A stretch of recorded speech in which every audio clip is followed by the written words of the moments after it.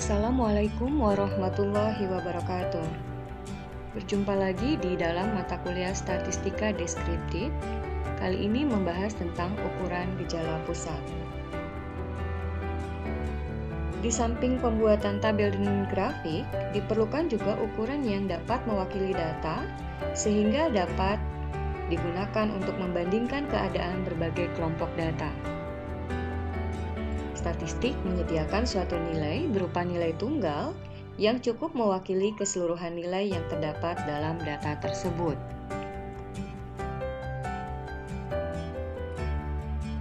Tiga ukuran gejala pusat yang lazim digunakan atau sering digunakan di dalam statistik. Ketiga ukuran gejala pusat tersebut yaitu min, rata-rata hitung, median, nilai tengah, dan modus nilai yang paling banyak muncul. Ketiga ukuran gejala pusat tersebut digunakan di dalam data numerik. Min. Min adalah nilai rata-rata dari data yang ada. Rata-rata hitung dapat diberikan simbol mu atau X bar. Rata-rata hitung dari sampel diberi simbol X bar, sementara rata-rata hitung dari populasi diberi simbol mu. Untuk mencari rata-rata hitung, secara umum dapat ditentukan dengan rumus jumlah semua nilai data dibagi jumlah data. Berikut contoh min untuk data tunggal. Tentukan min dari nilai ulangan berikut ini: 7, 6, 3, 4, 8, 8. Dari data tersebut dapat diketahui bahwa jumlah datanya ada 6. Maka langkah penyelesaian yang harus kita lakukan adalah menjumlahkan data-data tersebut dan membaginya pada jumlah data. Sehingga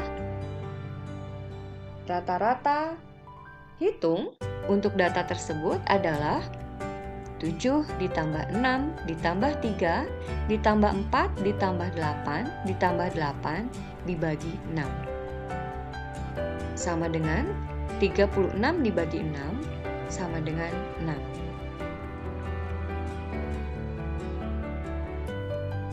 Untuk data berbobot.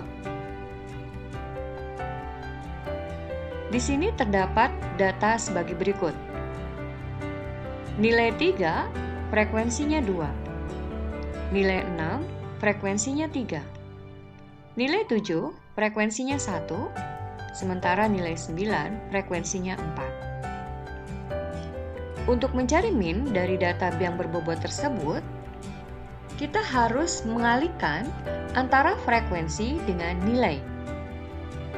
Sehingga 2 dikali 3, 6, 3 dikali 6, 18, 7 dikali 1, 7, 4 dikali 9, 36. Sigma Fx 67, sementara sigma F adalah 10. Maka min untuk data berbobot yang ditampilkan tadi dapat kita hitung sebagai berikut. X bar sama dengan sigma Fx dibagi sigma F. Sehingga rata-rata hitung dari soal tersebut adalah 67 dibagi 10 sama dengan 6,7. Data berkelompok diberikan contoh sebagai berikut. Tabel ini tentu rasanya tidak asing lagi bagi teman-teman, karena tabel ini sudah pernah kita bahas di pertemuan sebelumnya tentang distribusi frekuensi. Jika diketahui data sebagai berikut, berkaitan dengan berat badan dan banyaknya mahasiswa, dapat kita lihat bahwa berat badan antara 60 sampai 62 kg terdapat 10 mahasiswa. Sementara 63 sampai 65 ada 25 mahasiswa. Antara 66 sampai 68 ada 32 mahasiswa. Antara 69 sampai 71 ada 15 mahasiswa. Dan antara 72 sampai 74 ada 18 mahasiswa. Apa yang harus kita lakukan untuk mencari min dari data berkelompok ini? Yang harus dilakukan, pertama membuat atau menghitung nilai tengah. Untuk interval 60 sampai 62, maka nilai tengahnya 61. Demikian seterusnya sampai interval 72 sampai 74, maka nilai tengahnya adalah 73. Langkah berikutnya setelah menentukan nilai tengah, yaitu menentukan frekuensi dikali nilai tengah. Ya, sehingga dapat kita lihat di sini 10 kali 61, 610, 25 kali 64, 1600, dan seterusnya sampai 18 kali 73 sama dengan 1314. Dari data ini kita jumlahkan secara keseluruhan menjadi sigma Fm yang diketahui berjumlah 6.718. Rata-rata hitung dari data ini dapat kita gunakan rumus sigma Fm dibagi sigma F sama dengan 6.718 dibagi 100 sama dengan 67,18. Yang kedua, median adalah nilai tengah. Bagaimana kita bisa menentukan median untuk data tunggal? Acuannya adalah jika jumlah data ganjil, mediannya adalah data yang berada paling tengah. Sementara jika jumlah data genap, maka mediannya adalah hasil bagi jumlah dua data yang berada di tengah.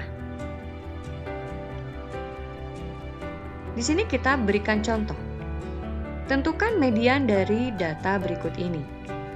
Di soal nomor 1 ada sebaris data 4, 3, 2, 6, 7, 5, 8. Kita tahu bahwa barisan data ini adalah data ganjil, ya, karena terdiri dari 7 data. Sementara di soal 2 ada 11, 5, 7, 4, 8, 14, 9, dan 12 merupakan data genap. Bagaimana kita menyelesaikannya? Tadi ingat bahwa kita harus berpedoman pada acuan untuk menentukan median pada data tunggal. Di soal 1 tadi jumlah datanya ganjil, maka mediannya adalah data yang berada pada paling tengah. Langkah pertama yang harus kita lakukan adalah urutan data, mengurut dari data yang paling kecil sampai data yang paling besar. Mana data yang berada pada paling tengah? Yaitu angka 5. Ya, kalau kita kaitkan dengan rumus, maka N-nya 7, ya. X kali 7, X 7 tambah 1 dibagi 2. Ya. Maka mediannya adalah 8 dibagi 2, 4. Jadi data keempat itu adalah 5. Ini data pertama, data kedua, data ketiga, dan data keempat. Untuk data genap, rumusnya adalah ya, setengah dari N plus 1. Jadi kita lihat setengahnya itu berarti ada di antara data keempat dan data kelima. Data keempat nilainya 8, data kelima nilainya 9. Jadi 8 tambah 9 dibagi 2 sama dengan 8,5. Untuk data berkelompok digunakan rumus seperti ini. MD sama dengan LME ditambah setengah N dikurang sigma F dibagi Fm kali I. LME adalah batas bawah kelas median, N jumlah frekuensi, sigma F adalah frekuensi kumulatif kelas sebelum kelas median. Fm adalah frekuensi kelas median, I adalah interval kelas median. Berikut contohnya. Tentukan median dari rangkaian data berikut. Di sini ada interval dari diameter pipa dan berapa banyaknya frekuensi dari diameter pipa tersebut. Diameter pipa antara 65 sampai 67 mm sebanyak 2, sementara diameter pipa antara 68 sampai 70 sebanyak 5. 71 sampai 73 ada 13, 74 sampai 76 ada 14, 77 sampai 79 ada 4, dan diameter pipa antara 80 sampai 82 ada 2. Sehingga total pipa yang ada sebanyak 40.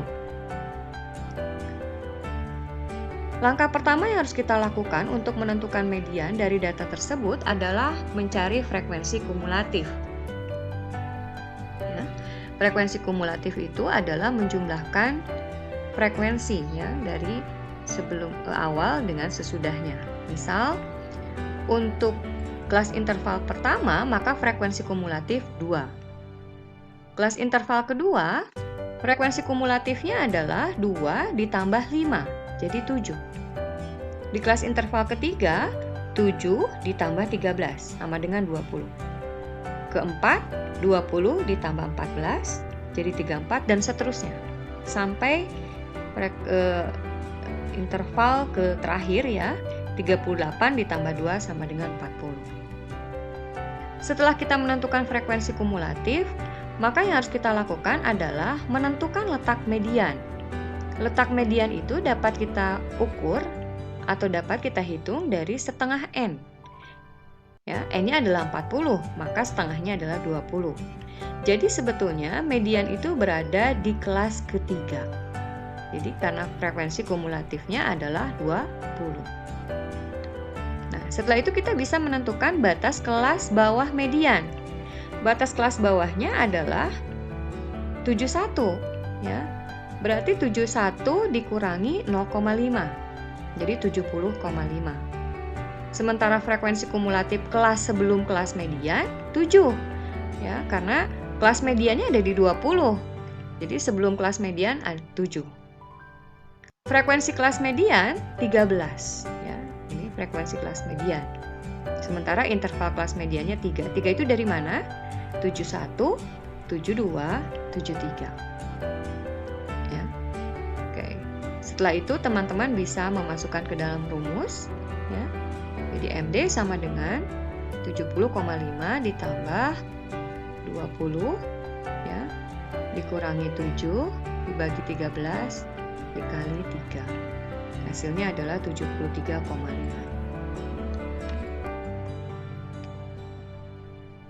Modus. Ya, modus adalah nilai yang paling banyak muncul. Sebetulnya kita bisa melihat secara langsung kalau datanya tunggal. Tentukan modus dari rangkaian data berikut. Di soal nomor 1 ada angka 7, 5, 8, 6, 9, 7, dan 10. Sementara di soal nomor 2 ada angka 7, 8, 6, 9, 7, 10, 6, dan 5.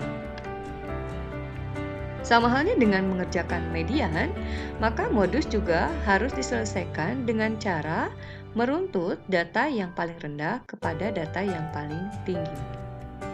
Di soal nomor 1, setelah kita runtut, maka datanya menjadi seperti ini. 5, 6, 7, 7, 8, 9, 10. Tadi modus adalah nilai yang sering banyak muncul. Jadi dari data ini yang sering banyak muncul adalah angka 7. Sementara di soal nomor 2, ketika kita sudah urut data itu menjadi 5, 6, 6, 7, 7, 8, 9, dan 10.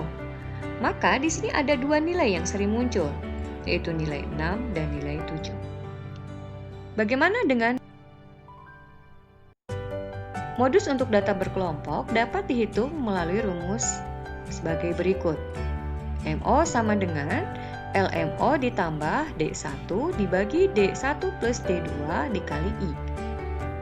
LMO adalah tepi bawah kelas modus, D1 selisih frekuensi kelas modus dengan kelas sebelumnya, D2 selisih frekuensi kelas modus dengan kelas sesudahnya, I adalah interval kelas. Berikut contohnya. Data berikut. Data ini diambil dari data yang tadi kita sudah bahas sebelumnya tentang berat badan dan banyaknya mahasiswa. Untuk menentukan modus dari data berkelompok, maka kelas modus adalah kelas yang paling tinggi frekuensinya. Di sini, frekuensi yang paling tinggi di antara data-data ini adalah angka 32. Data 32 inilah akan kita tetapkan sebagai kelas modus. Ya. Jadi, kelas modus adalah kelas yang paling tinggi frekuensinya, yaitu di kelas 3. Kemudian kita hitung LMO, tepi bawah kelas modus. Tepi bawahnya adalah 66 dikurangi 0,5, sama dengan 65,5. Selisih frekuensi kelas modus dengan kelas sebelumnya. Frekuensi kelas modus kan 32. Kemudian dengan kelas sebelumnya 25, jadi 32 dikurangi 25 sama dengan 7. Sementara selisih frekuensi kelas modus dengan kelas sesudahnya, berarti 32 dikurangi 15 sama dengan 17. Interval kelas 3 tadi sudah kita bahas. Sehingga modus dalam data tersebut dapat dihitung 65,5 ditambah 7 dibagi 7 ditambah 17 dikali 3 sama dengan 66,375. Demikian pembahasan kita kali ini. Sampai berjumpa kembali dalam pembahasan berikutnya. Assalamualaikum warahmatullahi wabarakatuh.